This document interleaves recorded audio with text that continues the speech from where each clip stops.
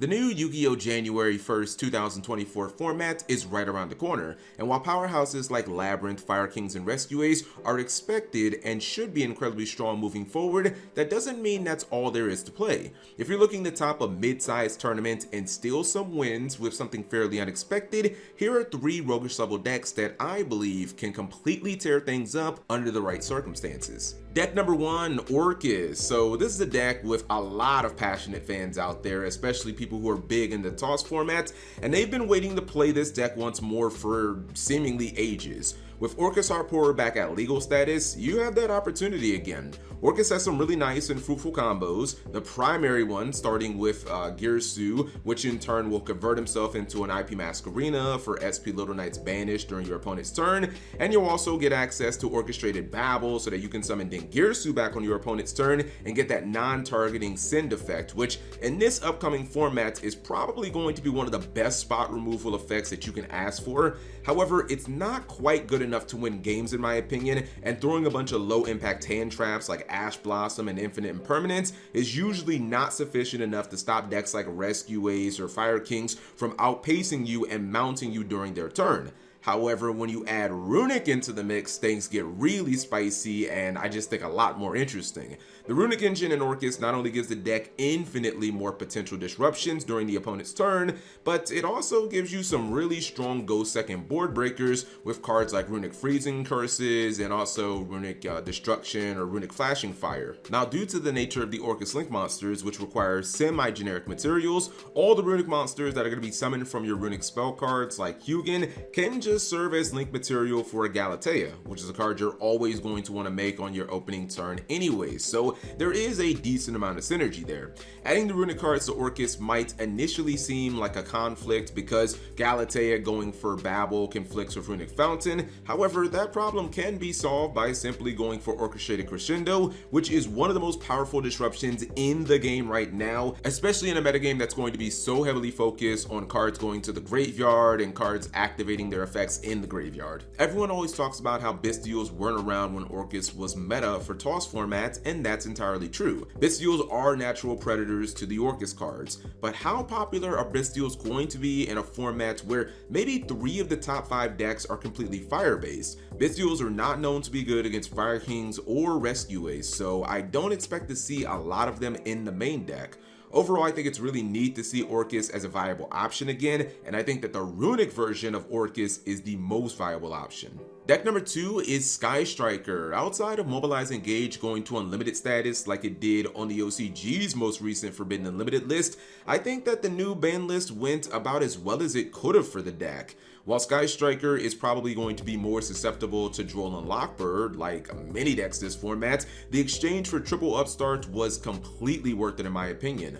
Upstart Goblin at 3 not only allows Sky Striker to essentially play a 37 card deck, but it's also a filler card that, much like it does in Gold Pride, actually accomplishes something when you play it in this deck. It shouldn't need to be said, but obviously loading up the graveyard with even filler spells like Upstart Goblin benefits Sky Striker tremendously, because once you get 3 of those bad boys in the grave, all of your Sky Striker cards are going to go Super Saiyan and you start getting those bonus effects that can just outright win the game. Drawing cards off Mobilize Engage, stealing your opponent's monsters with Widow Anchor, or reborning your opponent's monsters with Shark Cannon, those are the things that can completely turn the tide of a duel. Keep in mind that all of those bonus effects mitigate the fact that the individual cards within the Sky Striker archetype, well, outside of Mobilize Engage, aren't actually that powerful. I believe Sky Striker could be one of the best anti-combo decks in the game, and it's because its board breaking ability is, no pun intended, sky high, and probably underestimated by most players. When you think about it, it should be pretty obvious, as cards like Widow Anchor and Afterburners are just like Runic spells except without the battle phase restriction, but on top of that, add other generic powerful spell cards like Triple Tactics Talent, Change of Heart, and Triple Tactics Thrust, and I'd be willing to bet that this deck could easily break most combo boards, especially with Infernoble probably falling out of the metagame. I mean, really, there's just too many powerful spells and not enough generic spell and trap negations that people are going to be putting up. And really, when you think about it, even if Sky Striker gets a couple of those spells negated, if they hit an engage with 3 in the graveyard, they're going to be filling their hand right back up and cutting through that board like a hot knife through butter. I also think that Sky Striker could be pretty solid into an established Rescue Ace board, at least in theory, because Extinguish and Contain don't seem like they're going to be the best in the Sky Striker matchup, as either your opponent will destroy one of your Link monsters only to have Raid trigger in the graveyard and you just make another Link, or maybe they'll contain something like a Kagari, but if they didn't have Hydrogen on the field and they don't get the bonus effect of Contain, well, you could just take that Kagari, link it into something else, and continue your plays because Contain doesn't get rid of the body. I believe that Sky Striker's biggest problem in this format is going to be the Labyrinth matchup, which can of course instantly end the game with Epidemic Eradicator Virus. I mean, if they have that card, chances are you just lose on the spot, as well as potentially running into some less popular control decks that aren't so boss monster reliant. Those matchups could become incredibly grindy, and while Sky Striker can grind, it's probably just preferable to let your opponent make a very strong turn 1 board, break it using all your power spells, and then just sit on a Widow Anchor to, you know, maybe a couple disruptions while your opponent has little to no resources and you just slowly poke them down to end the game. Deck number 3, and one that I could definitely see myself playing this format, Runic Generator. Second Runic deck on this list, but one that uses Runic cards in a very different way than your standard or traditional Runic hybrid decks. Of course, in the Generator build, you can use the Runic cards as simple forms of disruption and removal. However, when you go first, they all serve as a level 9 body to summon Slipnir, which unlocks World Legacy Monstrosity, which sets the player up for a nasty, and I mean nasty, hand loop combo, which,